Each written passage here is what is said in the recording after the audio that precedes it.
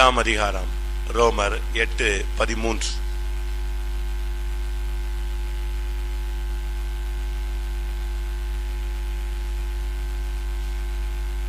மாம்சத்தின்படி பிழைத்தால் சாவீர்கள், ஆவியினாலே சரீரத்தின் செய்கைகளை அழித்தால் பிழைப்பீர்கள். மாம்சத்தின்படி பிழைத்தால் சாவு, ஆவியினால் சரீரத்தின் செய்கைகளை அழித்தால் பிழைப்பு. நமக்கு எல்லாருக்கும் அபிஷேகம் கிடைத்திருக்கிறது, ஒரு சிலரை தவிர. நாம் அழகாக அந்நிய பாஷை பேசுகிறோம், ஆவியில் நிரம்புகிறோம், ஆவியில களி கூறுகிறோம்.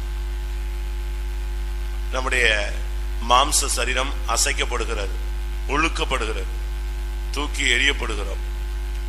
கர்த்தருக்குள் நமக்கு ஒரு திருப்தி உண்டாகிறது. இதெல்லாமே வெளியரங்கமான ஒரு செயல்கள். ஆனால் இவைகளுக்கு அப்பாற்பட்டு இந்த அபிஷேகத்தின் மூலமாய் நம்முடைய வாழ்க்கைக்கு நாம் உபயோகப்படுத்திக் கொள்ள வேண்டிய சக்தி என்னன்னு சொன்னா, இந்த அபிஷேகத்தினால் நம்முடைய சரீரத்தின் செய்கைகளை அழிக்க வேண்டும். சரீரத்தின் செய்கைகளை அழிக்கக்கூடிய ஆவியானவர். ஆவியினால் நீங்க பெற்ற அபிஷேகத்தினால், அந்நிய பாஷையினால் பெற்ற அந்த பரிசுத்த ஆவியின் ஜீவனால், அந்த பலனால் நாம் இந்த நாட்களில சரீரத்தின் செய்கைகளை அழிக்க வேண்டும். அது என்ன சரீரத்தின் செய்கை? சாப்பிடுறோம், குடிக்கிறோம், குளிக்கிறோம், புறப்படுறோம், இதெல்லாம் சரீரத்தின் செய்கைகள்னு வெளியரங்கமாக தென்பட்டாலும் இந்த சரீரத்தின் செய்கைகளில் உள்ள தோல்விகளை நாம் விளங்கிக் கொள்ளணும்.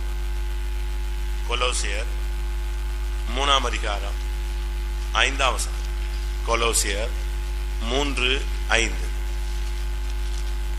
ஆகையால் விபசாரம், அசுத்தம், மோகம், துரீச்சை, விக்கிரக ஆராதனையான பொருளாசை ஆகிய இவைகளை பூமியில் உண்டு பண்ணுகிற உங்கள் அவயவங்களை அழித்து போடுங்கள். எல்லா தவறும் இந்த அவயவங்கள்ல தான் என்ன செய்யுது, நடக்குது. அப்ப அவயவங்களை அழித்து போடுங்கள்னா என்ன அர்த்தம்? கை, அதாவது பழைய ஏற்பாட்டுல கண்ணுக்கு கண் இருந்தது, பல்லுக்கு பல்லு இருந்தது, அப்படி ஒரு பிரமாணம் இருந்தது.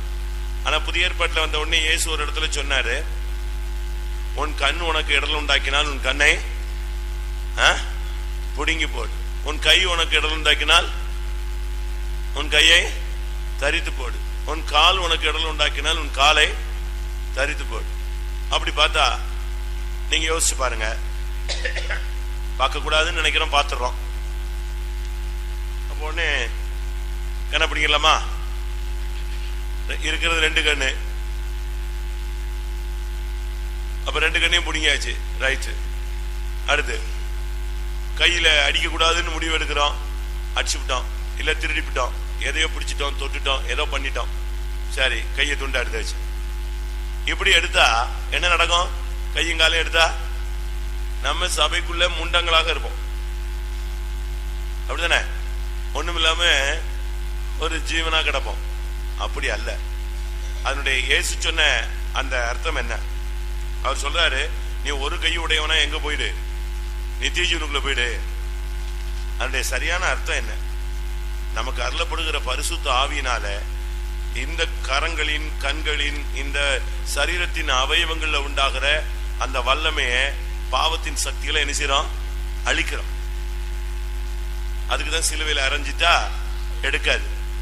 காலை சிலுவையில் அரைஞ்சிட்டா ஊர் சுத்த மாட்டான். நம்மை சிலுவையில் அறைகிற ஒரு மார்க்கம் தான் இது. அந்த அடுத்த ஸ்டெப் அபிஷேகத்தினால். அபிஷேகத்தினால் எதை அழிக்கணும்? இங்க 5 பாயிண்ட் இருக்கு. 1 விபசாரம், 2வது அசுத்தம், 3வது மோகம், 4வது துரு இச்சை, 5வது விக்கிரக ஆராதனையான பொருளாசை. அதாவது இவைகள் நம்முடைய சரீரத்துக்குள்ள இருக்கு. அந்த விபச்சார சிந்தை, விபச்சார மயக்கத்தால் நிறைந்த கண்கள், பாவத்தை விட்டு ஓய்ந்திராத கண்கள். இந்த விபசாரம் அப்படிங்கிறதே தவறான எண்ணங்களை கொண்டு வருகிற ஒரு தன்மை. யாக்கோபு 4:4 யாக்கோபு சொல்றார், விபசாரரே விபசாரிகளே, உலக சிநேகம் தேவனுக்கு விரோதமான பகை என்று அறியீர்களா? அப்ப உலக சிநேகத்தை நமக்குள்ள உண்டாக்குகிற இந்த சரீரத்தின் வல்லமை என்ன செய்யணும்? அபிஷேகத்துல அழிக்கணும். இரண்டாவது அசுத்தம். தேவன் பரிசுத்தர். உங்கள் சரீரங்கள் பரிசுத்தமா இருக்கணும். 1 தெசலோனிக்கேயர் 4:3 படி நீங்கள் பரிசுத்தம் உள்ளவர்கள் ஆக வேண்டும் என்பதே தேவனுடைய சித்தம். ஆனபடினால் நீங்கள் வேசி மார்க்கத்துக்கு விலகி இருந்து தேவனை அறியாத அஞ்ஞானிகளைப் போல மோக இச்சைக்கு உட்படாமல் உங்களில் அவனவன் தன் தன் சரீர பாண்டத்தை பரிசுத்தமாயும் கனமாயும் ஆண்டு கொள்ளும்படி அறிந்திருக்க வேண்டும். தேவன் நம்மை அசுத்தத்திற்கு அல்ல பரிசுத்தத்திற்கே அழைத்திருக்கிறார். அப்ப இருந்து என்ன விளங்கிக் கொள்கிறோம்? அசுத்தத்துக்கு தேவன் நம்மை அழைக்கவில்லை. அதனால் நம்முடைய சரீரத்தில் காணப்படுகிறதான இந்த மோக இந்த அசுத்தங்கள் நம்மை விட்டு வெளியே போகணும். இது நமக்குள்ள இருந்து புறப்பட்டு நம்ம என்ன செய்கிறது? சக்திகள் தீட்டுப்படுத்துகிற சக்திகள். அவர் மேல் இப்படிப்பட்ட நம்பிக்கையா இருக்கிற எவனும் தன்னை சுத்திகரித்துக் கொள்கிறான். அப்படி இல்லைன்னா அவன் தன்னுடைய ஜீவியத்துல எப்பொழுதும் அசுத்தமாகவே காணப்படுவார். அப்படினால நமக்குள்ள இந்த அசுத்தத்தின் வல்லமைகள் இருக்கிறதா? அசுத்தம் நமக்குள்ள வரக்கூடாது. பரிசுத்தத்துக்கு மாறான செயல்கள் எல்லாமே பேர் என்னதே? அசுத்தம். அந்த ஆவிகளுக்கு நாம் எந்த சூழ்நிலையிலையும் இடங்கு கொடுக்கூடாது. மூணாவது மோகம். ஒரு குறிக்கப்பட்ட நபர் மேல, இல்லாவிட்ட பணத்தின் மேல, இல்லாவிட்டால் ஒரு குறிக்கப்பட்ட பொருளின் மேல ஒரு இழுப்பு, மோகம், ஒரு ஈர்ப்பு. பேசாம இருக்க முடியாது, பார்க்காம இருக்க முடியாது, சிரிக்காம இருக்க முடியாது. ஹலோ அப்படின்னு ஒரு வார்த்தை சொல்லிட்டா, ஓ உங்க சத்தம் கேட்டுட்டேன். இதுதான் ஒரு மோகத்தின் ஆவி, மோகினி ஆவி. அது அப்படியே அலையும். அது இல்லைன்னா அப்படியே அன்னைக்கு முழுசு செத்து போன மாதிரி இருப்பாங்க. சாப்பாடு எடுக்காது, குளிக்க மாட்டாங்க. அப்படியே பார்த்துருக்கீங்களா? பார்த்துருக்கீங்களா? இல்லை அப்படி இருந்திருக்கீங்களா? நீங்க வேற யாரையோ பார்த்துட்டு வேடிக்கை பார்த்துட்டு போயிடக்கூடாது இல்ல? அப்படி இருந்துச்சா? இதுதான் மோகத்தின் ஆவி. அது என்ன பிரசங்கம் பண்ணாலும் ஏறாது. இதுக்கு தான் போட்டு அபிஷேகத்துல உழுக்கிறார், போட்டு அவர் புடைக்கிறார். அந்த குறிக்கப்பட்ட ஈர்ப்பு சக்தியை இழுக்கிறது. என்ன பொருள் போட்டாலும் அந்த ஸ்பேஸ்ல ஒரு குறிக்கப்பட்ட சக்திக்கு மேல போகலன்னா அது என்ன செய்யும்? எங்க வரும்? புவி ஈர்ப்பு சக்தி இழுத்துரும். அந்த ஸ்பேஸ்ல அந்த பர்டிகுலர் இடத்தை தாண்டின பிறகுதான் அந்த ஈர்ப்பு சக்தி இருக்காது. நீ ஒரு உன்னதமான நிலவரத்துக்கு போற வரைக்கும் இந்த போராட்டம் இருந்துகிட்டே இருக்கும். அடுத்து துரியச்சை. ஆசை அதிகரிக்கும் போது அதுக்கு பேர் என்னது? இச்சை. ஆசை அதிகரிக்கும் போது அது ஒரு இச்சை. அத செய்யலைன்னா அது போராட்டம் உண்டாக்கிடும். அவன் சுத்தி சுத்தி எங்கதான் வந்து நிற்பான்? அந்த குறிக்கப்பட்ட இச்சையில தான் வந்து என்ன செய்வான்? இப்ப வேலைக்கு போனாலும் சரி, வீட்டுக்கு போனாலும் சரி, வீட்டுல இருந்தாலும் சரி, கோயில்ல வந்தாலும் சரி, அந்த இச்சை துரு இச்சை. இத சரீர பைபிள்ல சொல்லியிருக்கு, துரு இச்சைகளுக்கு இடமாக உங்கள் சரீரங்களை என்ன செய்யாதிருங்கள்? பேணாதிருங்கள். எங்க இருக்கு? ரோமர் 13:14. துரு இச்சைகளுக்கு இடமாக உடலை பேணாமல் இருந்து இயேசு கிறிஸ்துவை தரித்துக் கொள்ளுங்கள். உடலை தவறான இச்சைகளுக்காக நீங்க யூஸ் பண்ணக்கூடாது.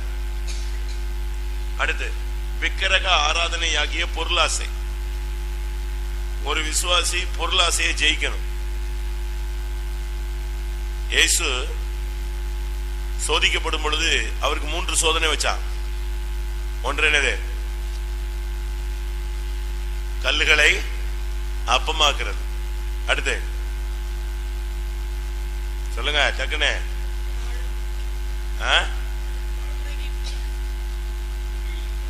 மேல இருந்து கீழே குதிங்க, உங்க ஆண்டவர் என்ன செய்வாரு? தூக்கிட்டு போயிடுவார். அடுத்து என்னை பணிஞ்சுக்கோ, உனக்கு என்ன செய்யறேன்? எல்லாத்தையும் தாராமா.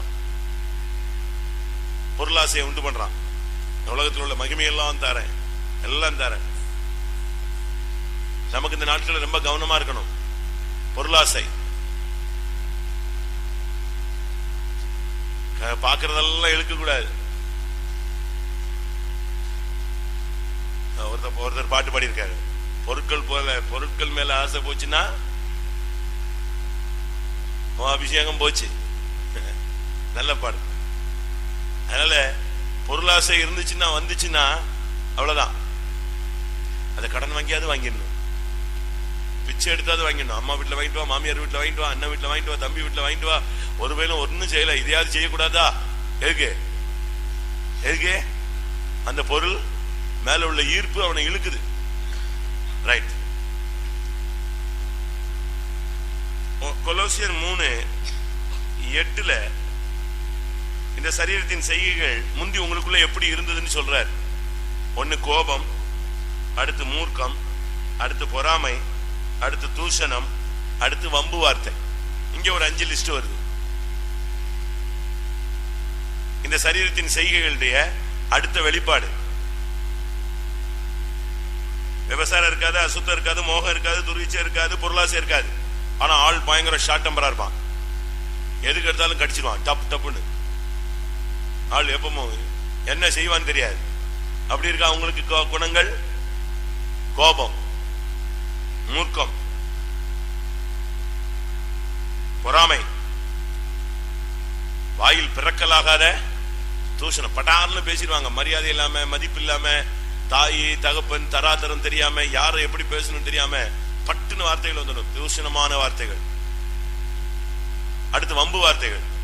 சும்மா இருக்கிறவன என்ன செய்யறது? வம்புக்கு இழுக்கிறது.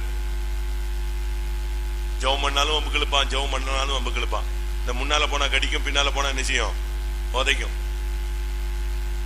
சாப்பிட்டுட்டா ஏன் சாப்பிட்டாங்கிறது, சாப்பிடலன்னா ஏன் இது வரைக்கும் சாப்பிடலங்கிறது. கொஞ்சம் குளிச்சு எல்லாம் ட்ரெஸ் பண்ணிட்டா இன்னைக்கு என்ன ஆச்சு அப்படிம்பாங்க. குளிக்காம வந்தா அது வீடு தருத்திரமா போச்சுமா. இப்படி வந்தா இப்படி வருமா, இப்படி வந்தா இப்படி வருவான். இது ஒரு ஆவி. வம்பு வார்த்தைகள். உனக்குள்ள ஒரு கடிவாளம் இருக்கணும். ஆவியானவர், நீ ஒரு குதிரை, உன்னை கட்டுப்படுத்துற ஜாக்கி யாரு? ஆவியானவரா இருக்கணும். பேசணுமா வேண்டாண்டவரே, பேசக்கூடாது. ரைட், டக்குன்னு அப்படியே உன்னை பிரேக் அடிக்கிற ஒரு ஆளா இருக்கும் ஆவியானவர். நல்ல கவனிங்க. உங்களுடைய சரீரத்தில் இந்த கோபம் இருக்கா, மூர்க்கம் இருக்கா, பொறாமை இருக்கா, அடுத்து தூஷணம் இருக்கா? இதெல்லாம் நீங்க கண்ட்ரோல் பண்ணாம நான் பரலவும் போயிடுவேன் அப்படின்னா அது உன்னை நான் ஏமாத்துறேன், இல்லைன்னு நீ சபையை ஏமாத்துற, உன்னை நீயே ஏமாத்திக்கிற, உன்னை நீயே வஞ்சிச்சுக்கிற. ஒரு மனுஷன் இவைகளை, இதுதான் சரீரத்தின் செய்கை. கோபம் ஒரு வெளிப்பாடு, அதுல இருந்து வெளியே வரும். மூர்க்கம், டென்ஷன், ஹை டென்ஷன், விட்டா தலையில உள்ள நரம்பெல்லாம் வெடிச்சு போயிடும். அவ்வளவு டென்ஷன் ஆயிரும். நல்லா கவனிச்சுக்காங்க. நம்முடைய வாயில வார்த்தைகள் ரொம்ப கவனமா இருக்கணும். சாட்சிகள்ல நாங்க மைக்க தட்டுறது கூட ஏதாவது லொடலுடன் பேசி கத்தட்ட வாங்கி கட்டிடக்கூடாதுன்னு தான். பக்தி விருத்தி இல்லாம சாட்சியில் எதையாவது சொல்லக்கூடாதுன்னா போதும் அல்லேலூயா அப்படிங்கிறோம். ஏன்னா இவங்களுக்கு போயிடுவாங்க. தேவன் வானத்தில் இருக்கிறார், நீ பூமியில் இருக்கிறாய், உன் வார்த்தைகள் சுருக்கமா இருப்பதாக. வார்த்தைகளை கூட ஆவியானவர் கட்டுப்படுத்தணும். அதனாலதான் உன் நாவை கண்ட்ரோல் பண்ணிட்டு யார் வர? அக்னிமயமான நாவுகள் வருது உள்ள, உன்னை கண்ட்ரோல் பண்ணணும். அது அடுத்து வம்பு. ஒரு சிலருக்கு சும்மா இருக்க முடியாது. சில நண்பர்கள் பாருங்க, தூங்கிட்டு இருக்கணும் ஏதாவது சேட்டை பண்ணுவான். வேலை முடிஞ்சு வந்த உடனே சில மனைவிமார் வம்பு இழுப்பாங்க, இல்ல கரெக்டா கிளம்பும் போது வம்பு ஸ்டார்ட் பண்ணுவாங்க. வம்பு வார்த்தைகள் நமக்கு தேவையில்லை. எல்லாம் செஞ்சு முடிச்சுட்டு விளையாட்டுக்கு தான் செஞ்சேன், இவ்வளவு சீரியஸா வரும் நான் என்ன செய்யல, யோசிக்கல. அப்படி இருக்கா வசனம்? அப்படி இருக்கா? நான் விளையாட்டுக்கு தானங்க செஞ்சேன், அதுக்குள்ள இதை போய் இவ்வளவு சீரியஸா எடுத்துக்கலாமா? நீதிமொழி 26:18 இல்லாட்டா 17, 18, 19. வழியே போகையில் தனக்கடாத வழக்கில் தலையிடுகிறவன் நாயை காதை பிடித்து இழுக்கிறவனை போல் இருக்கிறான். கொள்ளைகளையும் அம்புகளையும் சாவுக்கு ஏதுவானவைகளும் எரிகிற பைத்தியக்காரன் எப்படி இருக்கிறானோ அப்படி தனக்கடுத்தவனை வஞ்சித்து நான் விளையாட்டுக்கு அல்லவோ செய்தேன் என்று சொல்லி வழியே போயில தனக்கடாத வழக்குல சிக்கிக் கொள்றவன் நாயை காதை பிடிச்சு இழுக்கிறவன். நீ சொந்த நாயை வீட்டுல வளர்க்குற நாயை பிடிச்சு காதை பிடிச்சு இழுத்து பாருங்க, பிரைஸ் லார்ட் சொல்லுமா இல்ல முத்தம் கொடுக்குதான்னு பாரு. அதுக்கு வேதனையில டக்குன்னு வாய் எங்கதான் வரும், உன்னைய கடிக்கதான் வரும். அப்படியே கொல்லிகளையும் அம்புகளையும் சாவுக்கதனால எறிகிற பைத்தியக்காரன் எப்படி இருக்கிறானோ அவன் தான் என்னது விளையாட்டுக்கல்லவோ செஞ்சமா. விளையாட்டுத்தனமா எதுவும் பண்ணிடக் கூடாது, ரொம்ப கவனமா இருக்கணும், அம்பு வார்த்தைகள் வரக்கூடாது. இது 10. அடுத்து இன்னும் 2 சொல்றேன். 9ஆம் வசனத்துல கொலோசியர் 3:9 ஒருவருக்கு ஒருவர் பொய் சொல்லாதிருங்கள், பழைய மனுஷனை களைந்து போடுங்கள். பொய் அதை நிப்பாட்டுங்க. ஒரு பொய்யை மறைக்கிறதுக்கு திருப்பி என்ன செய்யறது, இன்னொரு 9 பொய் வரும், திருப்பி அதை மறைக்க இதை மறைக்க, அப்படியே சொல்லி சொல்லி சொல்லி சொல்லி கடைசியில ஒரு லிமிட்டுக்கு பிறகு நம்ம பொய்யனாயும் பொய்க்கு பிதாவுமா மாறிடுவோம். அது பிறகு தேவன் நம்ம நம்ப மாட்டாரு, அது பிறகு கிருபை தர மாட்டாரு, அபிஷேகம் தர மாட்டாரு, வல்லமை தர மாட்டாரு, தாளந்துகள் தர மாட்டாரு. எல்லாவற்றுக்கும் மேலாக இந்த சரீரத்துல ஆளுகை செய்யற ஒரு வல்லமை இருக்கு, பழைய மனுஷன். அவன் வந்து எல்லா நேரத்திலயும் வரமாட்டாங்க, அந்த பீக்ல வருவான். கிளைமேக்ஸ் தான் யாரு வருவா சொல்லுங்க, வந்திருக்கானா? பழைய மனுஷன் எப்போ வருவான் தெரியுமா? இந்த 11லயும் முடியலன்னா வருவான். இந்த 11லயும் தன்னுடைய வேகத்தை காட்ட முடியலன்னா எப்போ வருவா? ஃபைனல்ல வருவான், டக்குன்னு உள்ள வந்துருவான். நான் யார் தெரியுமா? அந்த பழைய மனுஷன் ஆவி. நான் அதெல்லாம் பிராக்டிஸ் பண்ணிருக்கேன், ஜெயிச்சும் பிராக்டிஸ் பண்ணிருக்கேன், தோத்தும் பிராக்டிஸ் பண்ணிருக்கேன். அந்த ஜென்ம சுவாவங்கிறது உள்ளுக்குள்ளேயே கிடக்கும், அது சாதாரணமா என்ன செய்யாது, வெளியே வராது, அப்படியே அடங்கியே இருக்கும். அது நான் திரும்ப உங்களுக்கு விளக்கமா சொல்றேன். தாய் தகப்பன் ஒரு தெய்வீகமாக இல்லாத பட்சத்தில்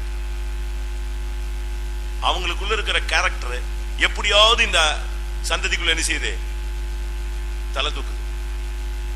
அது உண்மை. இதை ஞானஸ்தானத்துல சாகடிச்சு பரிசுத்தாவில நிறைஞ்சு நிறைஞ்சு நிறைஞ்சு நிறைஞ்சு நிறைஞ்சு ஆவினால இந்த சரீரத்தை செய்களை அழித்தாதான் யார் சாவா? பழைய மனுஷன். அப்படி இருந்தும் ஆவிக்கு விரோதமாய் மாம்சமும் மாம்சத்துக்கு விரோதமாய் ஆவியும் ஒன்றுக்கு ஒன்று எதிரடையாக நியமிக்கப்பட்டிருக்கிறது. முட்டிக்கிட்டே இருக்கும், வடதுருவமும் தென்துருவம் மாதிரி அடிச்சுக்கிட்டே நிற்கும். ஆனா ஒன்ன புரிஞ்சுக்கணும், இந்த பழைய மனுஷனை ஜெயிக்காதவன் பரலோகம் போக மாட்டான். இந்த ஜென்ம சுவாபம் உனக்குள்ள வந்துகிட்டே இருக்கும், அத அப்பப்ப அடிக்கணும். எழும்பும் போதெல்லாம் நீங்க பணத்தை எரிப்பாங்க பாத்திருக்கீங்களா? பிணத்தை, பிணம் எரிக்கிற இடத்துக்கு போயிருக்கீங்களா? அவன் தண்ணி அடிச்சு அங்க உட்கார்ந்துருப்பான். யாரு? அந்த பிணத்தை எரிக்கிற வெட்டியா. அது எரிஞ்சுட்டு இருக்கும் போது ஸ்டிப் ஆயிடுமா, பாடி எரிஞ்சுட்டு இருக்குல்ல, ஃபுல்லா கட்டையை சந்தன கட்டை அந்த கட்டை என்னத்தையா போட்டு எரிப்பான். அது பாட்டுக்கு நெய்யை ஊத்தி கொளுத்திடுவாங்க. இது பாடியில் உள்ள இந்த நினமெல்லாம் கொழுப்பெல்லாம் எரிஞ்சு ஒரு லிமிட் வரும்போது இந்த எலும்பெல்லாம் என்ன செய்யும், தன்னுடைய கட்டு விடும் போது ஸ்டிப் ஆகி டபால்னு எழும்பிடுவான். எழும்பினா ஓடாது, எழும்பிடும். அப்படியே கேள்விப்பட்டிருக்கீங்களா? அவன் அங்க உட்கார்ந்துருப்பான். இல்லைன்னு சொன்னா இது துள்ளி எங்கிட்டாவது போய் விழுந்துடும். இங்க வெறும் தீதான் எரிஞ்சிட்டு இருக்கும், அது என்ன செய்யாது, எரியாது. காலையில பாத்தீங்கன்னா உயிரோட இந்த மாம்ச சரீரம் அழுகி போன மாதிரி கிடக்கும். அதுக்காக காலையில அவங்க வந்துருவாங்க, சொந்தக்காரெல்லாம் வந்து எதை எடுத்துட்டு போவோமா, அஸ்தி சாம்பல் எடுக்கணுமா. அதனால இவன் அங்க உட்காந்து தண்ணி அடிச்சுட்டு உட்காந்துருப்பான். எப்ப எழும்புதோ கரெக்டா போட்டு கம்ப வச்சு என்ன செய்வான், போட்டு சாத்துவான். சாத்தி அடிச்சு உடைச்சு அதுல திருப்பியும் தீல வச்சு கொளுத்தி சாம்பல் ஆக்குவான். சப்போஸ் அவன் தண்ணி அடிச்சுட்டு படுத்துட்டான்னா காலையில் எழுப்பி பார்த்தா எங்கிட்ட கிடந்துச்சுன்னா திருப்பி போட்டு போட்டு கொளுத்தி சீக்கிரமா எரிய விட்டுருவான். பாத்திருக்கீங்களா? கேள்விப்பட்டிருக்கீங்களா? அப்பப்ப எழும்புங்க, இந்த இது எலும்பு கிளம்புல டப்ப டப்ப டப்பன்னு எழும்பும். செத்துட்டேன்னு சொல்லிட்டான் ஞானஸ்தானத்துல, எங்க செத்தான்?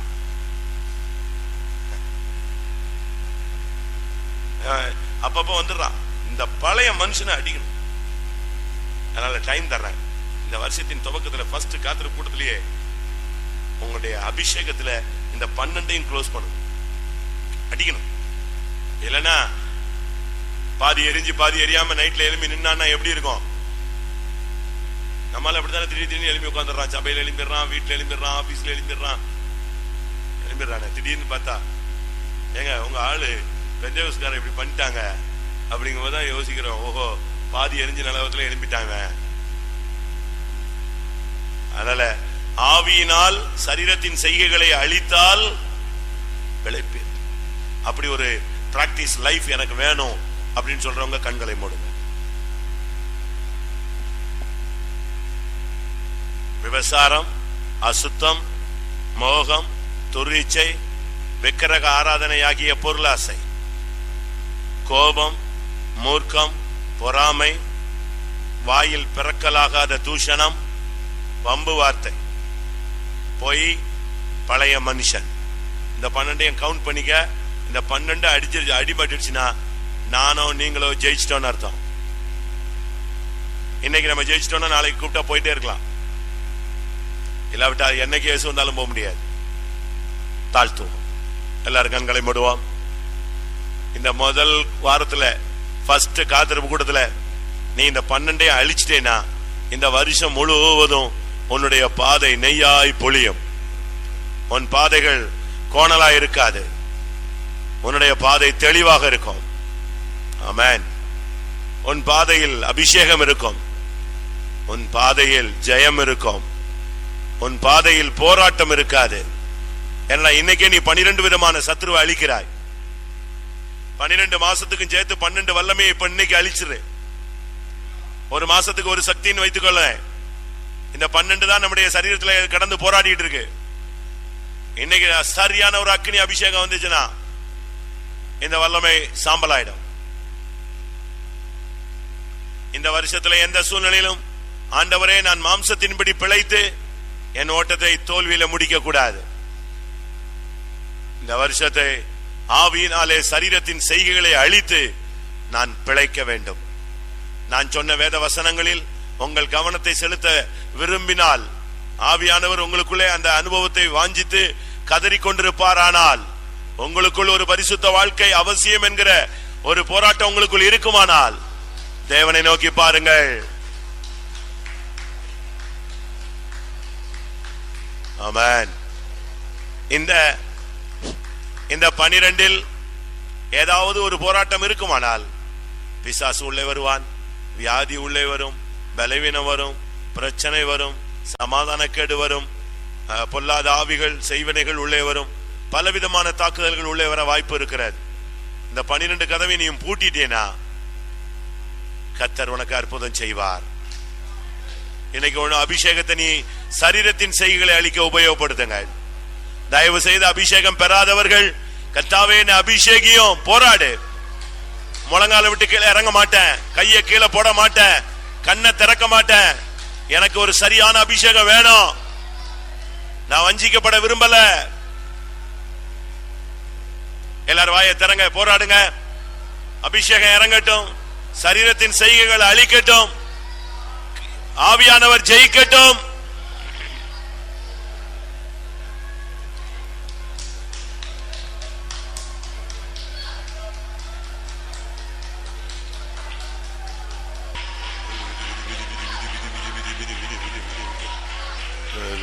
ஆமென். ஆம். சரி, தயவு செய்து நீங்க இந்த கூட்டத்தை ஆவியானவருடைய உதவியோடு சரியா பயன்படுத்துங்க. உங்களுக்குள்ள இந்த 12 இல்லாமல் இருக்கலாம், ஏதோ ஒன்று இருந்தாலும் அது ஒரு செத்த ஈ உன்னுடைய ஜீவியத்தின், உன்னுடைய பரிமள தைலமாகிய ஜீவியத்தை வாசனையை கெடுத்து போடும். 11 இல்லாம இருக்கலாம், ஒரு கோபம் இருந்தா போதும் உன்னைய தோக்க வைத்திரும். 12 இல்லாம இருக்கலாம், உனக்குள்ள வம்பு வார்த்தை இருந்தால் அது உன் கிருபையை நஷ்டப்படுத்தி விடும். 12 இல்லாமல் இருக்கலாம், 11 இல்லாமல் இருக்கலாம், உனக்குள்ள பொறாமை இருந்தால் உன்னை எலும்புருக்கியாய் மாற்றிவிடும். ஏதோ ஒன்று உன் ஜீவியத்தை நஷ்டப்படுத்த போராடுகிறது. அந்த ஒன்று இல்லாவிட்டால் 12 எல்லாவற்றையும் அபிஷேகத்தினால் அழியுங்க. பிராக்டிஸ் பண்ணுங்க. ஆவியானவரை உள்ள விடுங்க. ஹல்லேலூயா. நீ முக்காடு போட்டு கீழே உட்காராத. ஆவியானவர் உனக்குள்ள இறங்கி உடைக்கட்டும். ஆமென். அழிக்க வேண்டியதை அழிக்கட்டும், உடைக்க வேண்டியதை உடைக்கட்டும், நொறுக்க வேண்டியதை நொறுக்கட்டும். அவர் இறங்கட்டும், இறங்கட்டும். உள்ள திறந்து விடு. ஆவியானவரை உள்ளே அனுமதியுங்கள்.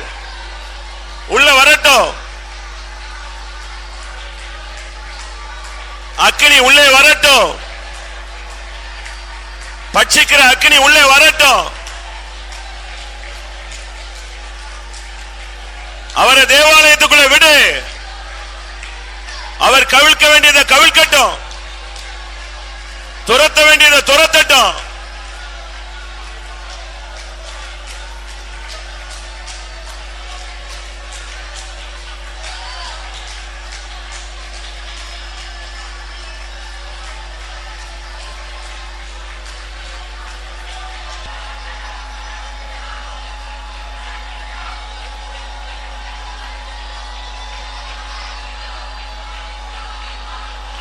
ஹல்லேலூயா.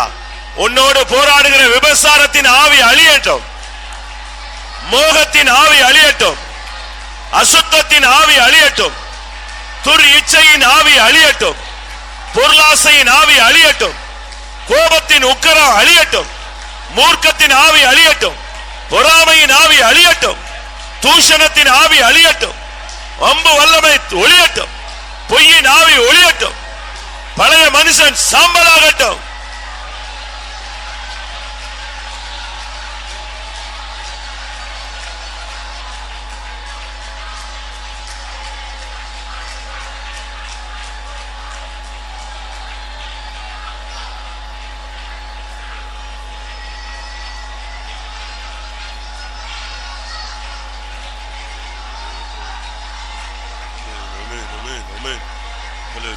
Hallelujah. Hallelujah.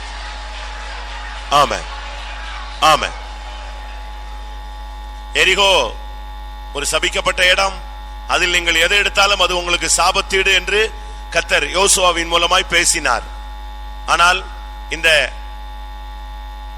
ஆமான், இந்த ஆகான் இவன் போய் எல்லாவற்றையும் எடுத்துக்கொண்டான். பொன், வெள்ளி, சால்வை. என்ன நடந்தது? அதுதான் அவனுடைய சரீரத்தின் செய்கை. அவனை கல்லெறிஞ்சு கொள்ளும்படியாக ஆவியானவர் பேசினார், கர்த்தர் பேசினார். இப்ப நீ அபிஷேகத்துல நிரம்ப நிரம்ப ஒவ்வொரு கல்லு உனக்குள்ள இருக்கிற பொருளாசையின் மேல விழணும். அவனை தலையை துண்டித்து சாவடிக்கலாம், ஆனா கர்த்தர் அப்படி அனுமதிக்கல. எல்லாரும் கல்லெறிஞ்சே கொள்ளணும்னு சொன்னார். அதுபோல அந்த விறகு பொறுக்கினவன் அவனையும் கர்த்தர் சொன்னார், கல்லெறிஞ்சு அழின்னு சொன்னார். அதனுடைய அர்த்தம் என்ன தெரியுமா? அதனுடைய செய்கைகளை அழிப்பது. கொஞ்சம் கொஞ்சம் கொஞ்சம் கொஞ்சமா அந்த வல்லமையை முற்றிலும் அழிப்பது. இன்னைக்கு உனக்குள்ள இருக்கிற கோபம் அழிய போகுது. உன்னைய வருஷ கணக்கா உன் கிருபையை நஷ்டப்படுத்துற தூஷண வார்த்தை, உன்னுடைய அபிஷேகத்தை வேதனைப்படுத்தின, ஆவியானவரை துக்கப்படுத்தின வம்பு வார்த்தைகள், உனக்குள்ளே போராடின மாம்ச ஈச்சை இயேசுவின் நாமத்தில் இன்றைக்கு ஆவியினால் கல்லெறியப்படட்டும். இடங்கொடு. கர்த்தர் அதை அழிக்க இறங்கி விட்டார். ஆமென். ஆமென்.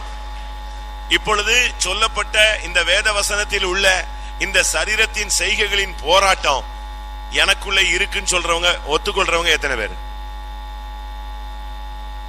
இந்த 12ல ஏதாவது ஒண்ணு, இந்த 12 முள்ளுல ஏதாவது ஒரு முள்ளு குத்திட்டு இருந்தாலும் அது உன்னை வேதனைப்படுத்தி உன் அபிஷேகத்தை நஷ்டப்படுத்திட்டே இருக்கும். எது உனக்கு அதிகமான போராட்டம்? அதே பாயிண்ட்ல நின்று அடி. இயேசுவின் நாமத்துல அபிஷேகம் அங்க இறங்கட்டும். ஆமென். ஹல்லேலூயா. ஹல்லேலூயா. அபிஷேகத்தினால அழி, அந்த வல்லமை அழித்து போடு. ஆவியினால் சரீரத்தின் செய்கைகளை அழித்தால் பிழைப்பீர்கள். ஆமென்.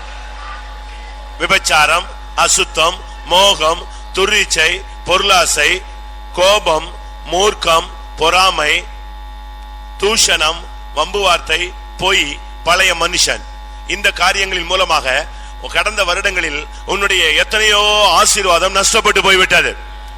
ஆமென்.